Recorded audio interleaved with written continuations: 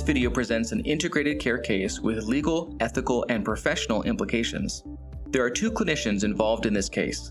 First is Caitlin Martinez, a psychologist working as a behavioral health provider in a primary care clinic, and Miguel Chavarria, a physician assistant working as a medical provider in the same primary care clinic as Dr. Martinez. In this scene, Mr. Chavarria is describing a recent primary care patient appointment and requesting input from Dr. Martinez.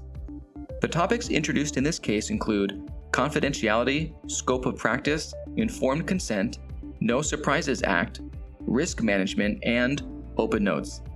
Watch how the clinicians work together to navigate the ethical challenges of the patient case. Caitlin, I have good news about Maria, the 16-year-old female who I spoke to you about before. She's the one I made all the CPS reports on. So she hasn't been living at home. She's been living with her boyfriend, and she's attending school regularly. She's gained weight. She's taking her meds and looks really happy. She even said she got an A for the first time in school. I know she wanted to see you before, but her parents wouldn't allow it. Now her boyfriend is encouraging her to get a behavioral support. That's really great to hear. First, for an appointment with me, we need to ensure she meets the state's requirements for her age of consent. I can check that quick and let you know. Otherwise, there are some state entities who can provide her with the care she needs. I know a few people over there. I can personally recommend them if you'd like. Her boyfriend is Mark Dunker. He's a pretty well-known in the community member. He's the manager of the bank across the street and is very active in church. He's the type to always be there to help with church events. He eats well, he works out. He's been helping ensure that she is taking her meds. Her grooming and her hygiene has significantly improved. She's started exercising as well. Honestly, she can't stop smiling, and I've never seen her this happy. That is awesome. We've been waiting a long time for her to have the support she needs to be happy and healthy. You said he's a manager of the bank? How old is he? He's 43 years old. Okay, I'm really glad she seems more stable, but his age is also concerning. Because he is 43, the state statutes on sexual consent and age of sexual activity require this to be reported. I was wondering about that. I thought you may know. Can you get me a copy of the statutes? I think it's important to have for the teen clinic. I'd like you to make the call to the CPS, and can you call them today? How about we call together now? While you're talking with them, I will print the statutes and figure out if I can see her for behavioral health, or if it's better for Maria that this is handled through state services. Where her confidentiality is protected, I'm leaning towards just referring her to the state because this will not only provide protection from her legal guardians, but also connect her with additional state services. As you know, the 21st Century Cures Act made open notes a requirement, so now her parents can access and read all of her medical and behavioral records here, as long as they are her legal guardians.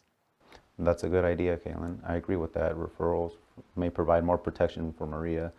May I get the recommendations of the list? I will start with mine too. And I'm gonna bring this up on the next provider meeting.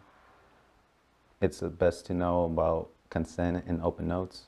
Oh yeah, we should do that. I'll call my colleagues over there and see if I can fast track her.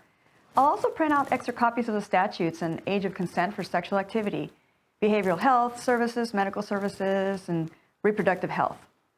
Then I'll meet you in your office and we can call Child Protective Services together.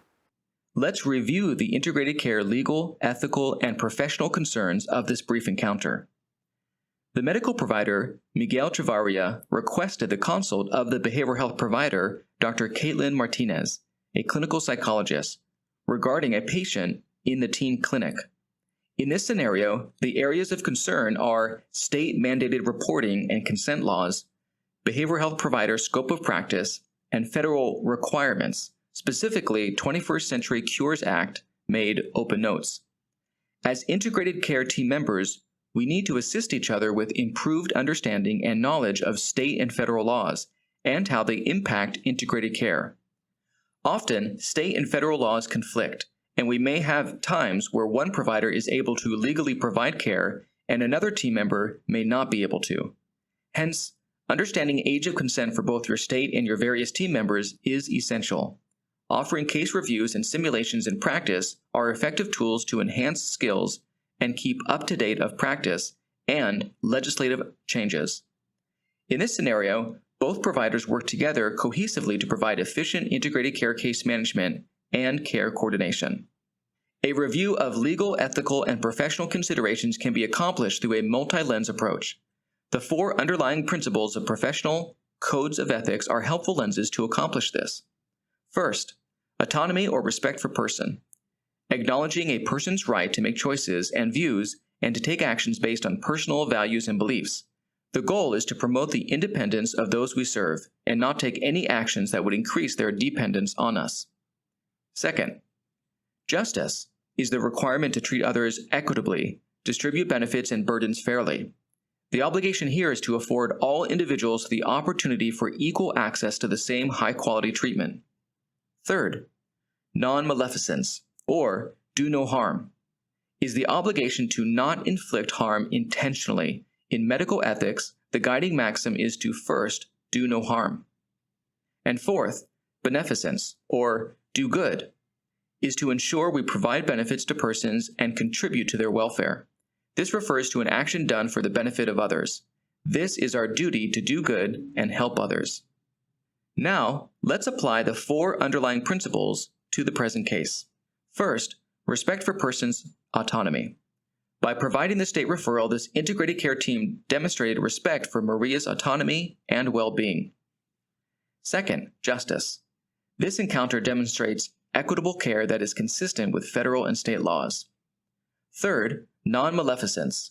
By referring Maria to state services for her behavioral health care, this team ensured no harm was done through the availability of behavioral health records to her legal guardians, who may not have her best interest in mind.